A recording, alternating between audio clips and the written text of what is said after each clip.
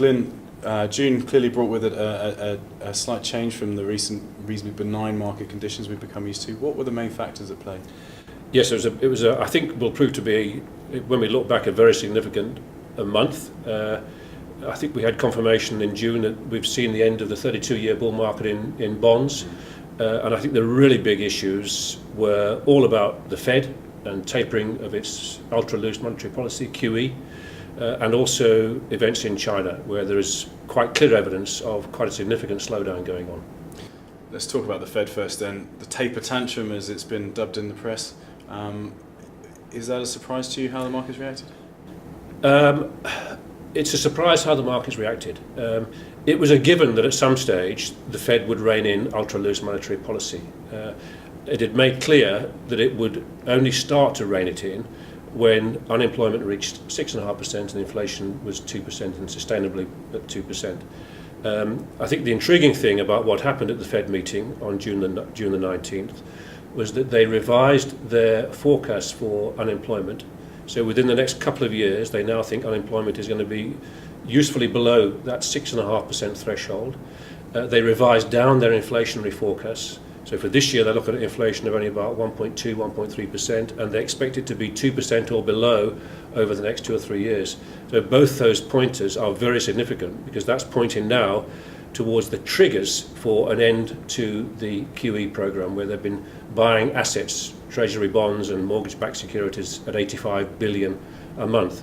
So what the Fed said is that they would probably start to taper, to reduce the asset purchases on a monthly basis before the end of 2013, and then complete the program, end the program in the middle of 2014. The market has taken that to mean that the Fed will start to taper in September, and is expecting the Fed to end the program in the middle of next year.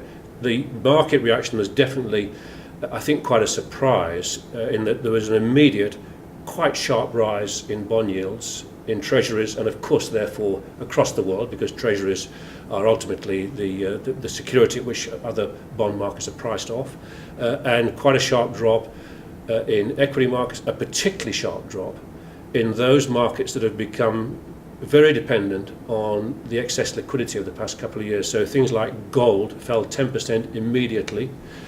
Other commodity markets fell very sharply. Emerging market bonds, very weak. Emerging market equities, very weak. So, yeah, I was a little bit surprised. Having said that, it was not a surprise the Fed's going to start to taper in due course. And it was not a surprise to us that we're getting a setback in markets. As we've said now for several months, markets have got a little bit ahead of themselves. We've been bearish about government bonds for a long period of time. So none of that was a surprise. The extent and pace at which it happened, I think, was a surprise. And the other main fact you mentioned at the start of this is China. Yes. Can you give us some more colour on what's going on there? Well, we have felt, and we've said this for some time now, that China is going to slow down. There's a big rebalancing of the economy that's required. The economy at the moment is heavily dependent on capital spending, about 50% of GDP from that. That's not sustainable. We know there is surplus and excess capacity in lots of areas, and we need to rebalance more towards consumer spending. That's not going to be an easy process. And what we've seen is, I think, a more realistic approach from the new leadership that came in at the end of last year. They are cutting out conspicuous consumption. They have moved to tighten credit through the central bank, the People's Bank of China. And I think the perhaps most worrying event to investors in June was the extent to which the PBOC allowed interbank rates to move up very sharply. So liquidity was being drained quite significantly from the system in June, unexpectedly. At one point, we saw interbank lending rates go to 12%. Now that's exceptionally high, and I think there were lots of discussions around this, lots of sort of reasonably plausible suggestions, might have been seasonal and so on. I think the most important thing is that the PBOC, the central bank, was delivering a message to the banks that it had to rein in this huge growth we've seen in credit, which has been primarily through the so-called shadow banking system, wealth management products and things like that. There's been a huge creation of credit. Credit has gone from about 130% of GDP 4 or 5 years ago to 200% today. That has to be reined in. The PBOC delivered that message loud and clear towards the end of the month, it came in to provide liquidity to the markets. Things settled down a little bit, but I think the message is there. They want to rein in credit. They want to stop this excess credit creation, the lending which has pushed up property markets. And I think we will see, therefore, much slower credit growth as we go through this year. And of course, that is a further dampener to economic growth. So on the back of that, no surprises that commodity markets fell very sharply.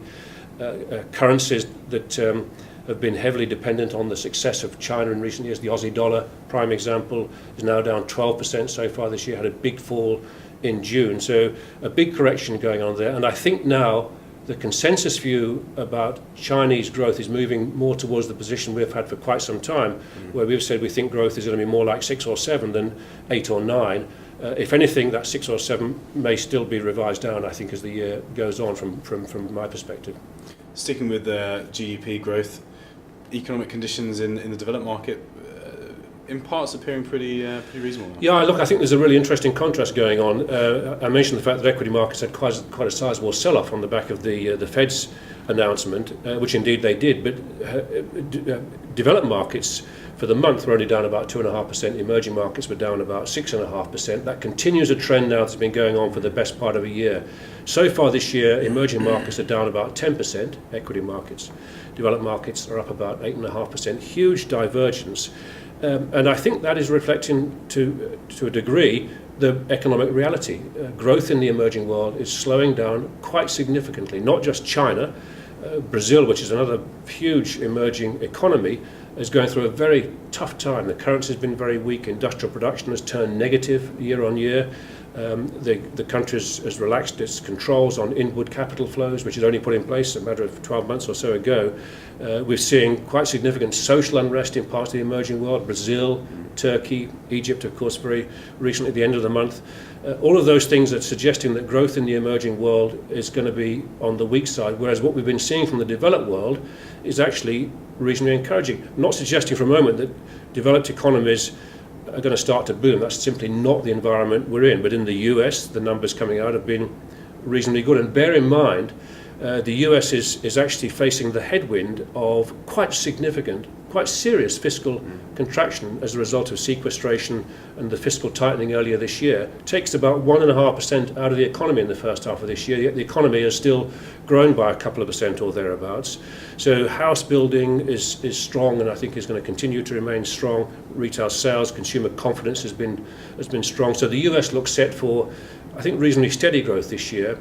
But the encouraging, I think, data that's been coming out is, first of all, from Japan, confirming that the Abe reforms, particularly fiscal loosening and very, very loose monetary policy, are beginning to have an impact. We're seeing quite good data come out of Japan. The economy grew by 4% in the first quarter of this year. Retail sales moving upwards, confidence is moving upwards. I think we'll have a good year in Japan. The UK, the recovery that we've talked about in previous months that was very fragile, is beginning to get a little bit stronger. The numbers coming out of the UK have been good from all sectors: services, manufacturing, construction. And I think we will see the UK economy actually performing quite well as we go through this year. Even Europe, which remains in recession, but even in Europe, the purchasing managers' indices that have come out in the course of the last month have actually been quite encouraging, at a 15-month high. So I think we'll see the developed world just steadily, albeit in a sort of fairly fragile environment, steadily begin to pick up a little as we go through this year, whereas the emerging world remains under, I think, quite a cloud. Looking forwards then, we've got an interesting paradox between improving growth situation in the developed world. That increases the risk of tapering. Yep. What does this mean for markets, do you think? Well, it's a very odd situation where good news on the economy, which is normally good news for markets, is actually being seen as bad news, because it means that the Fed will definitely will taper perhaps more aggressively. My suspicion is that the Fed, in its announcement in late June, was actually doing a little bit of testing of the market. How will the market react when we start to taper? And the message the market delivered was not very well. The market was very, very nervous. There was a sharp sell-off. And I think the Fed will therefore be pretty cautious about the timing and the extent to which it tapers. And remember, we're talking about tapering. It's not going to start selling these bonds back into the market. There's still going to be a pumping of liquidity into the market. It might only buy $50 or $60 billion a month rather than 85 in the first instance, but it's a tapering.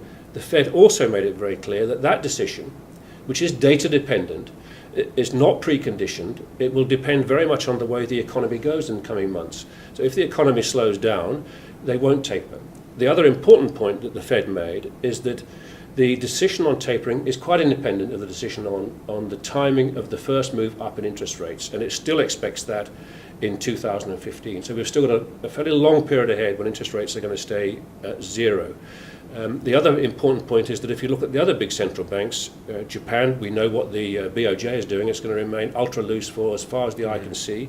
The Bank of England under new Governor Carney and the ECB under Draghi, I think are both moving to a sort of slightly similar policy stance to the Fed, where they're giving forward guidance to the market on how long interest rates are going to stay low for. And that's a very long period of time, a couple of years at least, if not materially longer than that. So I think what we've got is a situation where bonds have a problem in that they've been expensive. Their interest rates have been pushed down to very low levels by this ultra-loose monetary policy, by zero short-term interest rates. We know the next move in all this in central bank policy is for policy to be less loose, and of course the next move in short-term interest rates will be up. It's a long way away, but it will be up. So bonds remain to us an asymmetrical investment. You know, the downside in capital returns is greater than the upside from here still, despite this backing up in yields of about 100 basis points we've seen in treasuries. Whereas equities, I think, will benefit from slightly better economic growth. The corporate sector is in very good shape. This quite sizable sell-off that we've seen in equity markets over the past couple of months is presenting some pretty interesting opportunities, not the least of which are in sectors which were regarded as sort of almost like bond surrogates, such as utilities, infrastructure stocks, telecoms. There's some really quite good values that's re-emerged in the equity market. So we can see equities, having had this dip, performing better, albeit in a more volatile environment than perhaps we've seen over the past 12 months or so because of the data dependency of the Fed's decision on tapering. Whereas I think bond markets will remain under something of a cloud. So I think it's important in bonds to remain short duration, floating rate products where one can find them. Whereas in equity markets, I think the outlook remains actually pretty benign and pretty constructive. Thanks, Glenn.